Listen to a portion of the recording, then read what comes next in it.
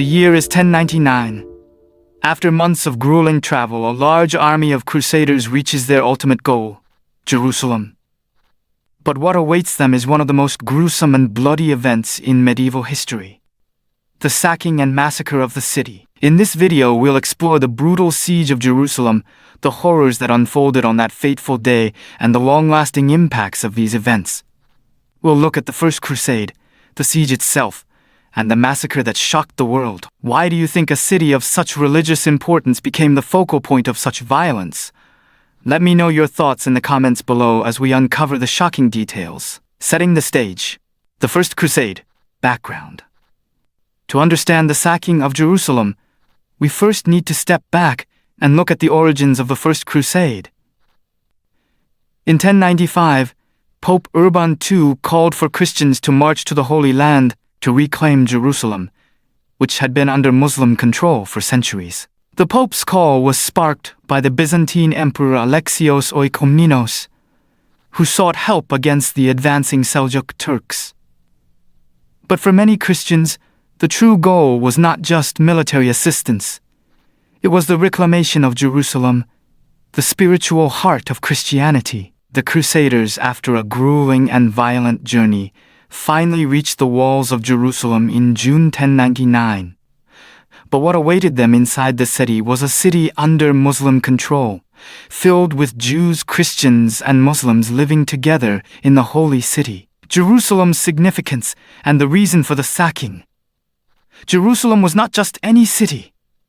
It was the holy city of Christianity, revered by millions. This was the place where Jesus Christ had been crucified and resurrected. It was also sacred to Muslims and Jews, with the Dome of the Rock marking the site where Muhammad is believed to have ascended to heaven, and the Western Wall being one of Judaism's holiest sites.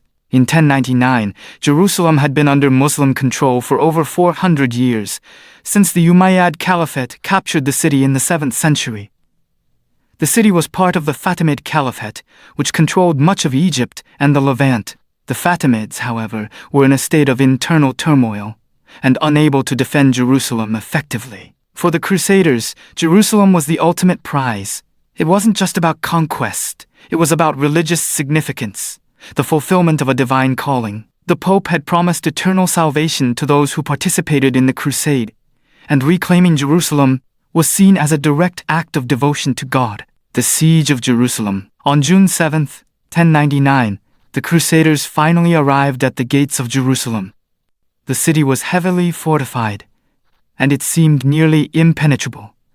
The Fatimid defenders, led by Iftikhar al-Dawla, had prepared for a siege, but the Crusaders had overwhelming numbers and superior siege technology. The Crusaders immediately began their siege.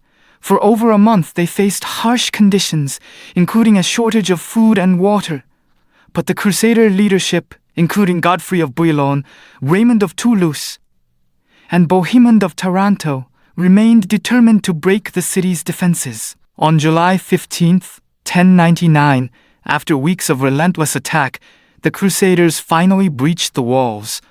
The gates of Jerusalem fell, and the army of Christians poured into the city, eager to reclaim the holy sites. The massacre. What followed the fall of Jerusalem was one of the most horrific episodes of violence in medieval history. As the Crusaders entered the city, the defenders and civilians, Muslims, Jews, and even Christians, were slaughtered indiscriminately. According to contemporary accounts, the Crusaders did not hesitate to massacre anyone in their path. One of the most infamous accounts comes from the historian Raymond of Aguilers, who described how the streets of Jerusalem ran red with blood. The Crusaders slaughtered men, women, and children.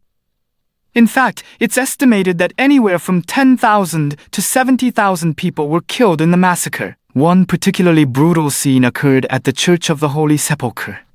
Some Crusaders believed that the Muslim defenders had hidden inside the church, and so they flooded the building, killing everyone inside. The church was desecrated in the process, though it was later restored as a key Christian site. The aftermath, the impact of the massacre. The massacre of Jerusalem sent shockwaves throughout the Muslim world.